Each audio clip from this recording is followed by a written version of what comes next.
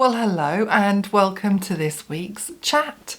Today we're doing some sewing. I've been busy working on one bodice, making it into two dresses, two different skirts, one bodice. So that's what I'm going to show you today. It's the Peggy bodice from Gertie's Charm Patreon site. It's a lovely, lovely vintage style 50s bodice. So I hope you enjoy having a look at what I've been making with it.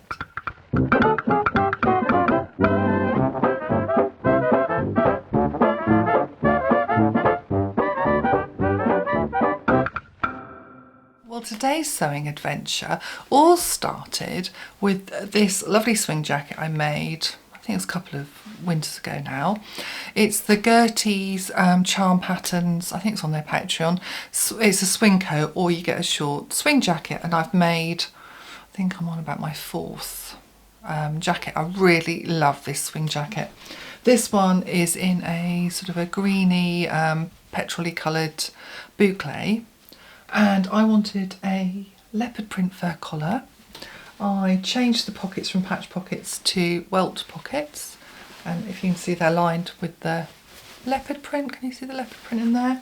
And I added 3 buttons rather than just the one to join at the top. And they're bound buttonholes. And then I lined it in this lovely stretch satin leopard. Not long after I made it, I thought I need a matching dress to match with this leopard print, so it all becomes an outfit.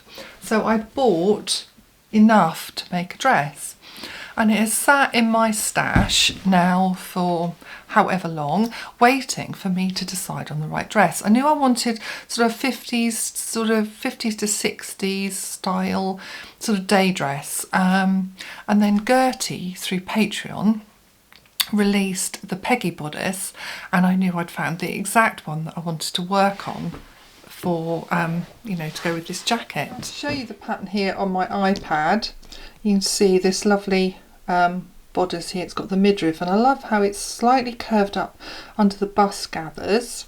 It's quite deep, and I liked more of the short sleeve. Mine's a little bit shorter sleeve than that. And she has the 2 options here with a full skirt or or a pencil skirt or a wiggle skirt. It pairs with any of the skirts in her collection. I've only used one of the skirts from Gertie's collection, the other one's a different one. I've used my faithful butterick with the lovely pockets, the lovely sort of saddle shaped pockets. So I'll show you that pattern in a moment.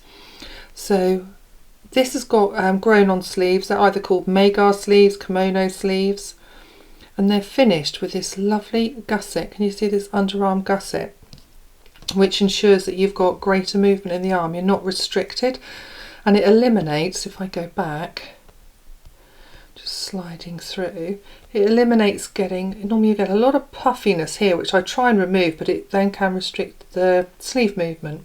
So the gussets are a fabulous detail. In 2 of my vintage books, I've got these gussets. This one's from an early 30s sewing book. Can you see the illustration here of the gusset in the sleeve? And just over here is where it's sewn in. And then this book, I'll just tell you what that book is actually, it'd be handy, wouldn't it? It's called Modern Needlework in 600 Pictures. And this other one, which I absolutely love, from the 1950s, that is Complete Dressmaking in Pictures. And if you're lucky, you can find these on the old bookstores or something. So this one, it's got another illustration of it here for the Magar sleeve, and they talk you through. It's obviously brief instructions and it relies on you having a bit of knowledge, but they set it in as a complete square. They sew the side seam first, then set it in as a complete square. However, with the Gertie one, sorry, sort of moving things along, I'm just trying to show you everything nice and smoothly. Here we go. With the Gertie one, you sew in the triangles, so you sew in that one, then you sew in the other one, and then you finish that whole seam. It's a bit of a faff, but it's a much easier way of doing it. This is me in the toile, and what I did was I folded over the excess, because it was coming down too low. And whilst I do like these you know, midriff seams to fit underneath the bust. This is more flattering when it just kind of cuts just under. So I folded and pinned over a whole line, which I then did on the back once I took it off. I measured the amount I'd fold over, which was actually 1 inch, and then shortened it again, the pattern. In the pattern, I'd drawn a length and shorten line at this point, just below the arm, yeah? So that's where I put that in. So move that, so pulled that up. I used size 8 for the high bust, a double D cup for the cup sizes. I wear an F in a bra, but cup sizes in patterns are different, so really check your measurements in that. Sometimes in Gertie I have to even go down to a B cup depending. I also wanted to check, because of the position of my bust, you know, your boobs could be pointing out in all sorts of directions, so your apex will be in a slightly different place. So sometimes the gathers I have to sort of move them over a bit, but I was happy where the gathers were placed. You can see my gusty gusset in action here, and I was happy with the length of the bodice. Checked the side seams round down. Always struggle, but you know, that way. Is it vertically to the floor? I don't know, I'm just terrible with horizontals and all of that.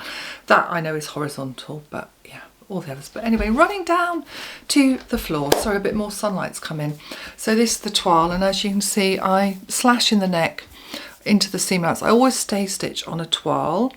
One, I don't want the neckline to stretch out, so I know that it fits me well. And then I've got that line to do my cutting down to, so I can actually see where the finished neckline would be and check if I'm happy with that positioning. So yes, I'm really happy with the fit. So now I'd got my toile all fitted. I knew I was good to go cutting out my leopard print.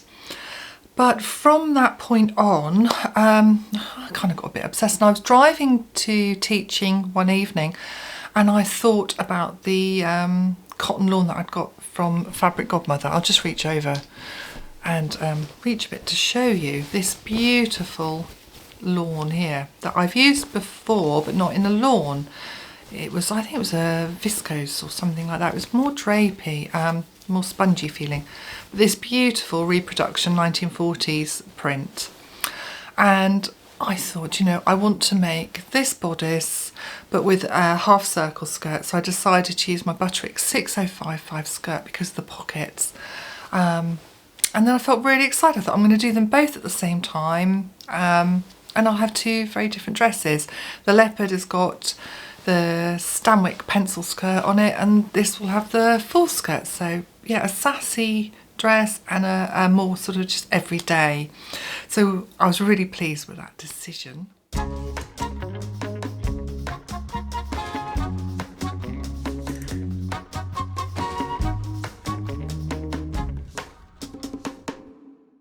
So decisions made on what I was sewing. Toile fitted, so pattern was all good to go. So I came back from teaching on one Saturday, cut out all my pieces so that I knew the whole day, which was last Sunday, I'd got a whole day of sewing ahead. So I knew I could just really get on with enjoying making these dresses. And they've taken a few days since then, but that was the main bulk of when I knew I'd be able to sew them.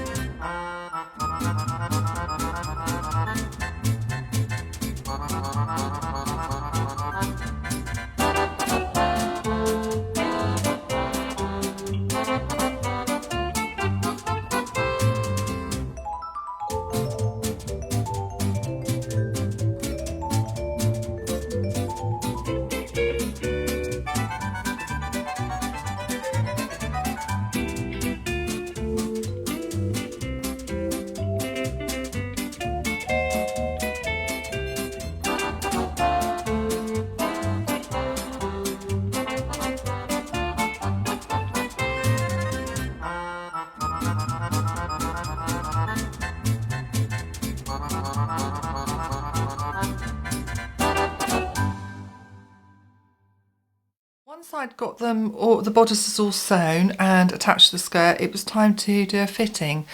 And I put the leopard on, and the leopard fit really well. It overlapped at the back, so it was enough to set a zip in. I should have done a sway back on the skirt. It's worked fine because I've used the Stanwyck skirt pattern loads of times before, but this fabric, it's just, or maybe my body's changed slightly. So rather than doing the sway back in the pattern as I normally would, I'm just having to lift up the skirt a little bit at the back. So I've still got to finish that on that dress, but it all fitted as the toile had. Where the floral, when I put it on, the fabric just abutted, but there was no overlap to put a zip in. And they're obviously both been cut exactly the same. So all I can put that down to is the fact that different fabric behaves differently. This is like a cotton lawn. It's got a little bit of give in it, whereas the leopard is a stretch sateen, so it's got more give. I was thinking, right, well, I could just add more in the back, but that meant I'd put all the facings, understitch them on. I'd got to unpick the sleeve gut. There was lots of unpicking, basically, of overlocking stitches, everything. So my decision was, I think I've got just enough fabric left over to really fussy cut a new bodice, because I would rather be sewing a new bodice and using that time to sew a new bodice than using that time to unpick this whole one. If I didn't have enough fabric, I would have had to unpick it all. And I know people might say that's quite wasteful, but I just took that call because I wanted to get this dress done and enjoy the wearing of it. So I cut the new bodice piece out, adding extra in for the back, you know, just about 5/8 of an inch either side. So not a huge amount. So this is my first bodice, which I just had to unpick off the skirt. Because I'm thinking, skirt's hardly a hard word, is it? And I'm lucky I hadn't overlocked it, so it was literally unpicking the seam. And then I tried it on and it fitted beautifully. I was absolutely thrilled, and put the zip in. You can kind of see it hiding behind the coat and the dress right now. So I got that all done. I popped it on. I'm absolutely thrilled. I was going to make a fabric covered, you know, belt, but then with a different colour buckle. I am thinking I might be able to salvage enough from this bodice, you know, from the midriff, to make a belt. So I might still do that, but for now I haven't. I really would like a belt with just a buckle to make it pop in the middle. But I think the next thing to do is to show you what I look like in the dress, isn't it? So you can see how chuffed I am with it. The only issue with it is that it's got the long back zip, which is unavoidable because it's a tight-fitting dual neck. So I did debate whether to put a side zip in and to put, you know, a short lapped zip in the back. But I went for putting in a long zip, and I need somebody to help me zip that last bit up. But hey ho, that's the way it is, and I love my dress. Really love my dress. So I can't wait for the leopard to be finished as well.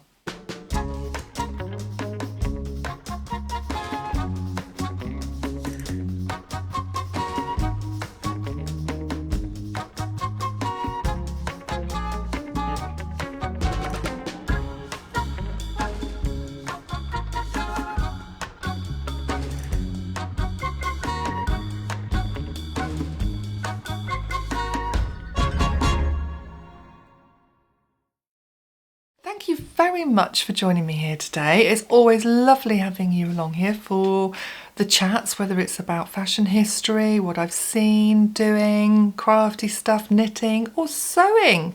I was very excited about this project, so it's always very nice to have someone to talk about it with and share the pleasure and the joy. So if you're looking for a similar lovely midriff bodice, I can't rate the Peggy enough. It fits beautifully. I'm really, really pleased with it. It definitely will be made again. I'm not normally one for these high dual necks, so I was thinking I might have to change the neckline, but the minute I put it on, I really liked it. It's just what the dress does. Next week, I think we'll be on about the knitting. I've just had another wool delivery, and I'm just loving my knitting, so I think we need to have a little bit of a knitting chat next week, don't you? And then it will be back over to the sewing table, because there's so many other sewing projects in my mind. One of my ladies leaving my sewing class this morning, you know, there's like a busy hubbub of 10 people all talking about their different things as I'm going around helping them with all their different projects. And one lady left and I said, what's your next project going to be? And she said, I've got this, and she reeled off all sorts of things. And she said, quite frankly, I've come to the realisation that I've got more sewing projects than I've actually got the amount of life left. And a few other people laughed and said the same thing. That's always great when you're just buzzing with loads of things. It's rather much better than just saying, I can only think of one thing I want to do. It's better to have loads of inspiration. So may we have the time to make all the things that we want to make and enjoy wearing them. That's what I think. So as always, it was lovely having you here today. Please comment, chat with me, like, subscribe, share even, tell people, you know, it's not too bad over at that Bobo Buns place. She's quite all right and she's interesting to listen to and sometimes gives you some handy tips. Until next time, have a good week, whatever you're up to, and I shall bid you goodbye.